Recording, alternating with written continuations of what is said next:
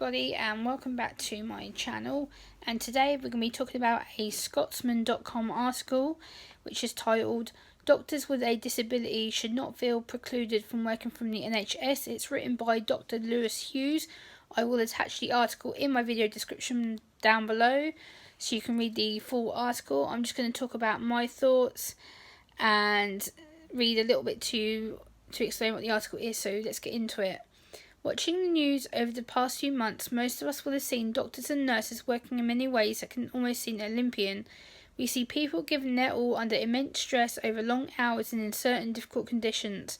It can be hard for us then, when we go to see a doctor with our own health problems, to remember that they themselves might have a health condition. There are growing numbers of doctors, however, who do.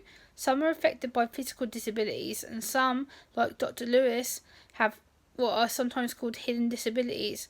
Most of us would have heard of these and recognise them as conditions such as diabetes, autism, ADHD, bipolar disorder, inflammatory bowel disease, arthritis, and illnesses like epilepsy are amongst the hidden disabilities. Many readers, some will have these conditions themselves, will know that although these with such diagnoses may need to make some adjustments that shouldn't be held back.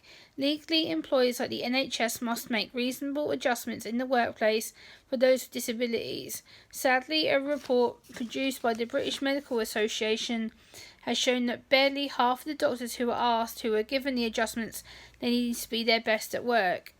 What is more, 77% of them were worried that if they disclosed their illness they would be treated unfavourably. The adjustments that people ask for are rarely complicated. The most common adjustment requested is flexible working. So basically, if you don't know what reasonable adjustments are, it's a piece of legal legislation known as the Disability Act and the Reasonable Adjustments and the Equality Act, which I'll also attach down below. And they are reasonable adjustments such as tools to help you work better, such things as having speech, communication booklets, having things like footstools if you have leg problems, things that make your working day a lot easier. And as somebody myself who has a disability, and I have autism and anxiety disorder, I feel that these reasonable adjustments are provided to help you be the best that you can be. And also, as someone who has a disability, the more likely it is that you'll help patients who are in hospital who have disabilities. And if you have the same disabilities as your patient, or you've had experiences, it's going to help you bond more with the patient, and it's going to help you be more personal and approachable to the person that you are working with. So yeah, for junior doctors, flexible working would mean that often reducing working hours by 20% at most. There are no part-timers here.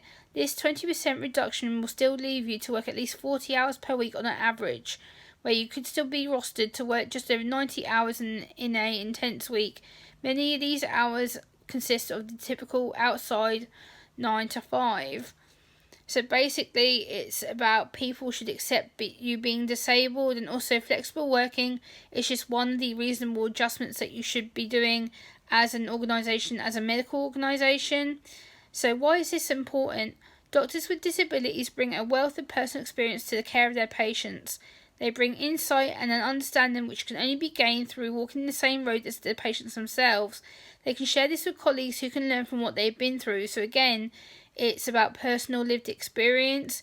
It's about showing someone that you understand what they're going through, what their triggers might be. By having a disability yourself, as a doctor or a GP or a junior doctor, or any kind of volunteer within the health service, having that bit of initiative and empathy and showing that you understand what disabilities are about by living it with yourself. Like with me, I can help people with autism and anxiety disorder because I live with it. I can train people and educate people just to make their jobs that little bit more easier, because when you go into a hospital, it's very overwhelming. You don't know what's happening to you.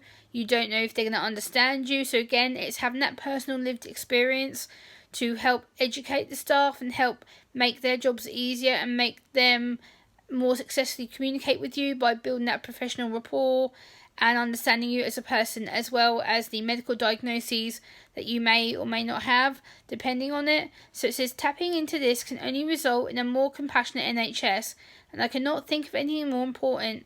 It is crucial that excellent patient care is a priority for our NHS.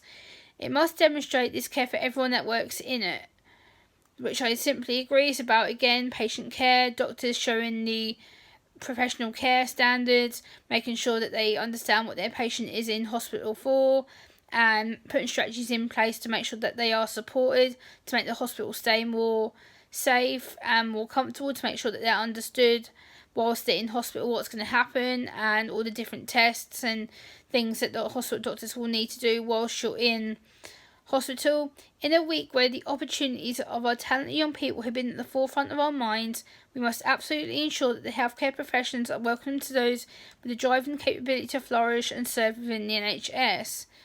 So I totally agree. Again, it's about having equal opportunities. It's about understanding people and getting them introduced to the NHS, getting them to work within the medical field, and understanding them as a person, as someone who may have some kind of physical disability or even mental disability for that factor. I think people like me and people with mental health issues often get missed out because it's a case of we don't exhibit physical disability problems, whereas I'm very good at masking it. So again, it's making sure we all have equal opportunities to each doctor. Also, it says someone who is sat on each side of the consulting room is the right way forward, and this is completely obvious. Again, I agree, because it's about having that patient experience, being a patient, being treated by the doctors, being assessed, being diagnosed with something that you may or may not have, and making sure they understand the right ways to communicate with you, make sure that everything is explained clearly and confidently and in a timing that you're going to understand and in a method that you'll understand. So again, it's just about reasonable adjustments, making that little tweak to help you understand how to deal with hospitals. Employers and medical schools must take seriously the needs of those with disabilities and make sure that they feel able to speak up. What is right for them is right for our patients and right for our young people. So I completely agree. I've also put here medical schools need to also consider having more people with disabilities training to become our future doctors, nurses or junior staff, to give a more personal and unique understanding, so when they go into hospitals on placement or they're becoming a qualified doctor or nurse, having someone having a disability working and treating patients would absolutely be beneficial, because it would help somebody who's in hospital sick and anxious and nervous and scared. If you explain to them, you understand how they're feeling, what they're going through, the more professional you are and the more personal lived experience you have of being disabled, it's going to help calm them down, reassure them, and it's going to make their hospital stay more easier to cope with, and that they don't feel so alone because they'll have someone who is qualified to be part of that journey with them and to best support them. So I totally agree that having someone with a disability working with the NHS is absolutely crucial. I believe that there should be more people hired with disabilities in the NHS, and unfortunately they don't tend to take that approach, and I think that's something we need to work on here in the UK. Having more disabled doctors, absolutely. I absolutely back that 100%. I think it's something that we should be focusing on. It should be made a priority. And the more disabled doctors or more people with mental health issues we have within the NHS working, the more likely we are to understand our patients and make their journey more safe and accessible. And I think that this can only be a good thing. So if you agree with me, please like, comment, share and subscribe, and I'll be back next time. Bye!